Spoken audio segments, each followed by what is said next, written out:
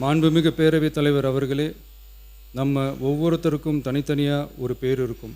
ஒரு கூட்டத்தில் நம்ம பேரை சொல்லி யாரும் கூப்பிட்டா நாம் ஒருத்தர் மட்டும்தான் திரும்பி பார்ப்போம். ஆனால் தமிழ்னு சொன்னால் ஒட்டு மொத்தமாக நாம் எல்லாருமே திரும்பி பார்ப்போம்ல.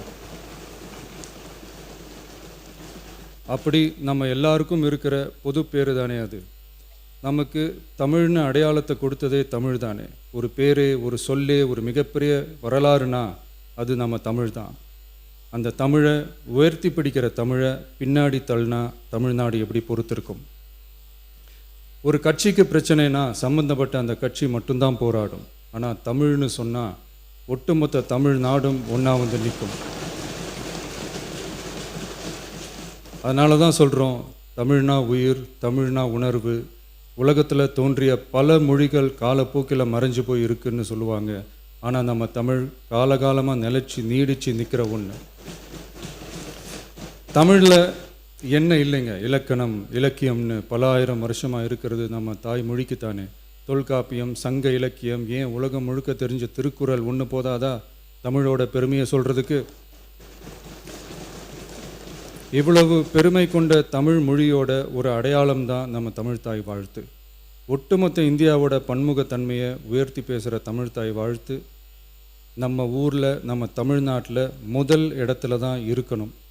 நம்ம இந்திய அரசியல் சாசனமே ஒவ்வொரு மாநிலத்தோட மொழிக்கும் பண்பாட்டுக்கும் பாரம்பரியத்துக்கும் பாதுகாப்பு உரிமையை கொடுத்துருக்கு தானே. அந்த உரிமையின் அடிப்படையில் தமிழ்தாய் வாழ்த்துக்கு முதலிடம் கொடுத்து தானே ஆகணும். அதானே மாநில உரிமை. அப்படிப்பட்ட தமிழ்தாய் வாழ்த்து தான் 1970 நவம்பர் 23 முதல் அரசு விழாக்களில் முதல்ல பாடணும்னு சொல்லி ஒரு அரசாணையை போட்டு அதை செயல்பாட்டுக்கு வந்துச்சு. அதுக்கப்புறம் 2021 டிசம்பர் 17 முதல் மாநில பாடலாக அங்கீகாரம் வழங்கப்பட்டுச்சு.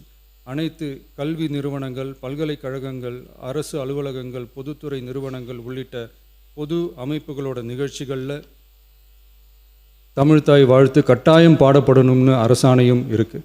2026 ஜனவரி மாதம் 28 ஒன்றிய அரசோட கடிதத்தில் அரசு விழாக்களில் பின்பற்ற வேண்டிய சில நடைமுறைகள் வெளியிடப்பட்டது.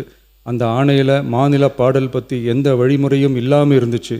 நம்ம அரசு பொறுப்பேற்றதும் கடந்த மே மாதம் 27 மாண்புமிகு பிரதமர் அவர்களுக்கு மாநில பாடல்களுக்கு உரிய அங்கீகாரம் வேண்டும்னும், ஒன்றிய அரசு வெளியிட்ட ஆணைக்கு திருத்தம் வெளியிடணும்னும், மாநில விழாக்களில் தமிழ்தாய் வாழ்த்த முதல்ல பாடுறதுக்கான உரிய வழிமுறைகளை வகுக்க வேண்டும்னு சொல்லி கடிதம் எழுதியிருந்தோம். அதை தொடர்ந்து போன ஜூலை மாதம் 9 கடிதத்தில் மாநில பாடல் பாடப்படுவது பற்றி இருந்துச்சு. ஆனால் நம்ம தமிழ்நாட்டில் 1970களில் இருந்து தமிழ்தாய் வாழ்த்து எல்லா அரசு நிகழ்ச்சிகள்லையும் கல்வி நிறுவனங்கள்லையும் தமிழ்தாய் வாழ்த்து முதல்ல பாடுறது ஒரு மரபாகவே இருக்குது. அதுக்கான அரசாணையும் இருக்குது.